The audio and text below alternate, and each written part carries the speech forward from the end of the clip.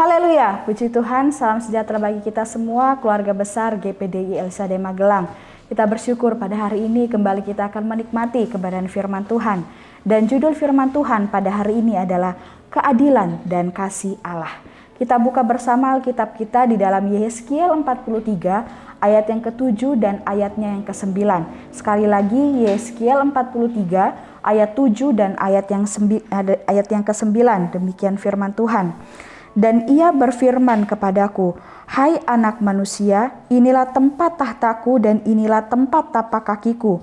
Disinilah aku akan diam di tengah-tengah orang Israel untuk selama-lamanya. Dan kaum Israel tidak lagi akan menajiskan namaku yang kudus, baik mereka maupun raja-raja mereka, dengan persundalan mereka atau dengan mayat raja-raja mereka yang sudah mati." Ayat yang ke-9. Sekarang mereka akan menjauhkan ketidaksetiaan mereka dan mayat raja-raja mereka daripadaku, dan aku akan diam di tengah-tengah mereka untuk selama-lamanya. Puji Tuhan, Bapak Ibu, saudara-saudari yang diberkati oleh Tuhan. Dari judul renungan kita pada hari ini, kita akan membahas tentang keadilan dan kasih Allah. Keadilan adalah ketika sesuatu diputuskan ya di atas ya dan tidak di atas tidak. Jika ada perbuatan yang salah, perbuatan yang tidak benar di hadapan Allah yang kita lakukan, pasti akan ada konsekuensi yang kita terima. Tetapi jika kita berlaku benar sesuai dengan kebenaran firman Tuhan, sudah pasti segala kebaikan dan janji-janji Allah akan mengikuti kehidupan kita.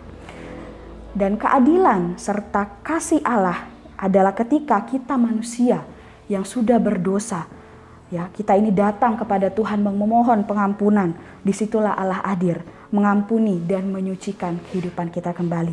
Tapi tentunya memang atas setiap perbuatan-perbuatan kita yang tidak benar di hadapan Tuhan, kita akan menanggung konsekuensinya.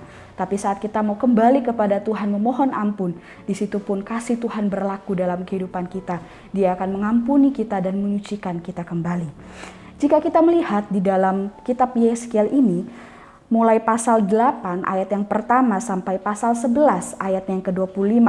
Di sana diceritakan akibat segala kekejian yang dilakukan oleh bangsa Israel, segala dosa-dosa yang sudah mereka lakukan di dalam bait suci, menyebabkan kemuliaan Tuhan meninggalkan bait suci tersebut. Ini adalah salah satu bukti keadilan Allah. Mengapa dikatakan demikian? Sebuah kekejian tentunya adalah sesuatu yang tidak berkenan di hadapan Allah. Sehingga Allah tidak mau lagi berdiam diri, ya, di dalam bait suci yang sudah dinajiskan, yang sudah dicemari dengan perbuatan-perbuatan dosa oleh bangsa Israel. Oleh sebab itu kemuliaan Allah pergi meninggalkan bait suci tersebut. Ini seperti konsekuensi yang akan kita terima saat kita melakukan dosa di hadapan Tuhan. Tuhan tidak akan lagi berkenan atas setiap kehidupan kita. Tetapi di dalam perikop ini, dalam pembahasan yang kita sama-sama pelajari pada hari ini, firman Tuhan kepada Yehezkiel datang, yaitu Allah berkata bahwa Allah telah menentukan tempat yang baru di mana tapak kaki dan tahta Allah bersemayam. Di tempat itulah Allah akan berdiam di tengah-tengah umat Israel untuk selama-lamanya. Dan orang Israel, kaum Israel tidak akan lagi menajiskan bait Allah itu. Ini adalah bukti kasih dari Allah. Tadi adalah bukti keadilan, ini adalah bukti kasih daripada Allah. Yaitu Allah memang pernah meninggalkan bait sucinya, tempat di mana seharusnya ia tinggal di tengah-tengah umatnya.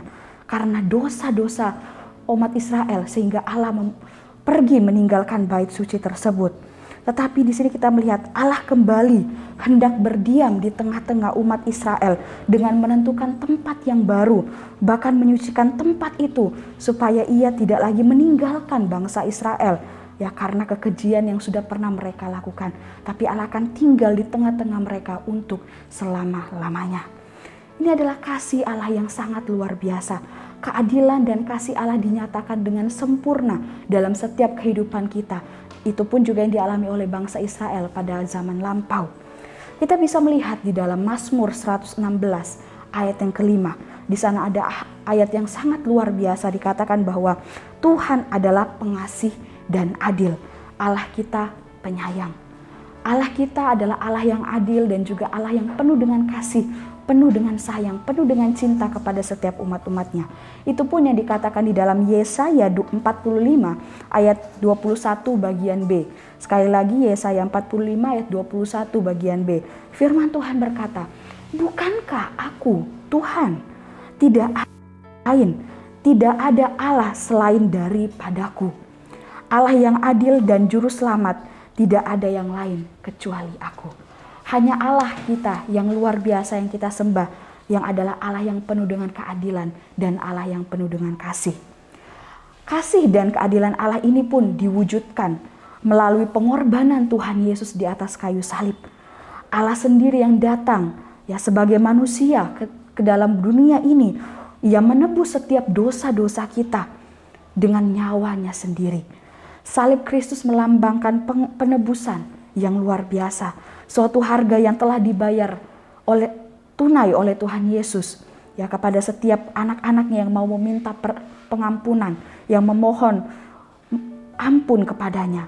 Terhadap dosa, Allah yang maha suci, Allah yang kita sembah tidak akan bertoleransi dengan perbuatan yang tidak berkenan ini.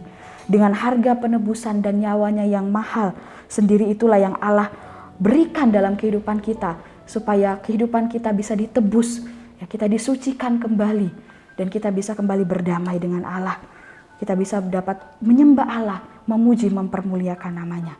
Dan puji Tuhan, Bapak, Ibu, saudara-saudari yang diberkati oleh Tuhan, dari peristiwa bersejarah ini kita bisa melihat dalam pembahasan Alkitab kita hari ini, di mana Allah menyatakan keadilan dan kasih-Nya. Apa yang harus kita lakukan supaya kehidupan kita ini selalu ada di dalam keadilan dan kasih Allah itu? Yang pertama, tentunya kehidupan kita harus selalu meneliti atau merenungkan segala perintah dan hukum-hukumnya. Yosua 1 ayat yang ke-8 firman Tuhan berkata, janganlah engkau memperkatakan kitab Taurat ini, tetapi renungkanlah itu siang dan malam, supaya engkau bertindak hati-hati sesuai dengan segala yang tertulis di dalamnya. Sebab dengan demikian perjalananmu akan berhasil dan engkau akan beruntung. Di dalam kebenaran firman Tuhan kita bisa menemukan banyak perintah, hukum, bahkan ketetapan-ketetapan Allah yang harus kita penuhi. Bahkan melalui hubungan kita dengan Tuhan, melalui doa-doa, pujian, penyembahan, itu pun juga dapat membuat kita mengerti kehendak Allah dalam setiap kehidupan kita. Sesuai dengan ayat yang terdapat dalam kitab Yosua tadi, ya. Jika kita merenungkan, meneliti kebenaran firman Tuhan siang dan malam, maka seluruh kehidupan kita, termasuk tindakan kita di dalamnya, akan selalu terjaga, teratur sesuai dengan kebenaran firman Tuhan. Sehingga sesuai dengan keadilan dan kasih Tuhan, maka perjalanan kehidupan kita akan berhasil dan beruntung. Karena kita selalu meneliti kebenaran firman Tuhan, kita mengetahui apa yang menjadi kehendak Tuhan dalam kehidupan kita, sehingga kehidupan kita sesuai dengan apa yang menjadi rancangannya Tuhan. Namun Bapak, Ibu, saudara-saudari yang diberkati oleh Tuhan, meneliti dan merenungkan saja tidaklah cukup. Ya, selanjutnya yang harus kita lakukan setelah kita meneliti, merenungkan kebenaran firman Tuhan, tentunya adalah kita harus melakukan dengan setia segala hukum dan perintah Allah itu. Firman Tuhan di dalam Yakobus 1 ayat 25 di sana mengatakan, tetapi barang siapa meneliti hukum yang sempurna, yaitu hukum yang memerdekakan orang, dan ia bertekun di dalamnya. Jadi bukan hanya mendengar untuk melupakannya, tetapi sungguh-sungguh melakukannya, ia akan berbahagia oleh perbuatannya. Sungguh ayat firman Tuhan yang sangat indah, yang sangat luar biasa. Tentunya dalam melakukan setiap kebenaran firman Tuhan dengan setia, bukanlah perkara yang mudah. Kita harus berusaha, bahkan memerlukan pengorbanan untuk melakukan hukum Allah tersebut. Namun ketika kita mau membuka hati kita dan mengizinkan firman-Nya berakar dalam hidup kita, Tuhan sendiri yang akan memampukan kita, menolong kita untuk selalu melakukan kebenaran firman Tuhan, melaksanakan setiap perintah-perintah Tuhan itu dalam setiap kehidupan kita, setiap waktu, setiap hari. Melalui penundukan diri, ya, dari hari ke hari, Tuhan akan bekerja menyempurnakan kehidupan kita, menyempurnakan kita menjadi pribadi-pribadi yang taat untuk melakukan segala hukum-hukumnya. Puji Tuhan, Bapak, Ibu, saudara-saudara yang diberkati oleh Tuhan, melalui kebenaran firman Tuhan pada hari ini, mari kita mau belajar bahwa Allah yang kita sembah adalah Allah yang penuh dengan keadilan dan kasih.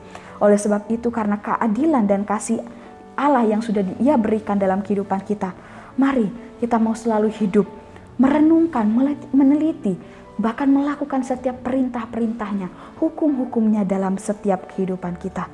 Sebagai tanda syukur kita, sebagai tanda keyakinan kita kepada Allah yang kudus itu. Dan tentunya karena kehidupan kita ini sangat memerlukan Tuhan.